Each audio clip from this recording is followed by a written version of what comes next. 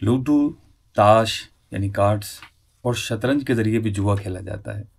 जी हाँ, इन खेलों के ज़रिए भी जुआ खेला जाता है कि जिसमें दोनों खिलाड़ी एक मखसूस रकम जमा करते हैं और जीतने वाला वो रकम ले जाता है।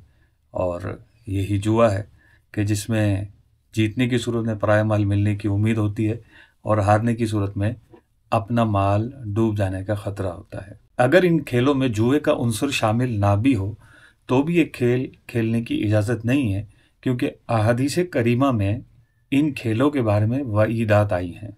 आला हज़रत रहमतुल्लाहि ताला अलैह इरशाद फरमाते हैं, ये दोनों खेल यानी ताश और शतरंज नाजायज़ हैं, और ताश ज़्यादा गुनाह व हराम, क्योंकि इसमें तस्वीर हैं।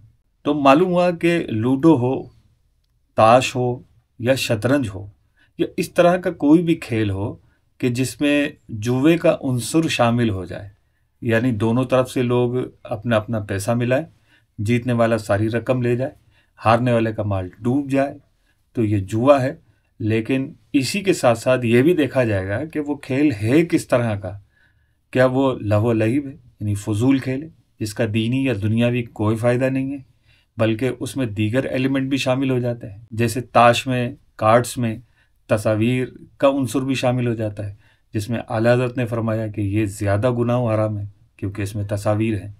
तो अल्लाह पाक हमें इन कामों से बचने की तौफीक अता फरमाए। चैनल को सब्सक्राइब कर लीजिए, लाइक कीजिए, ज़्यादा से ज़्यादा इन वीडियोज़ को शेयर कीजिए। मिलते हैं अगली वीडियो में।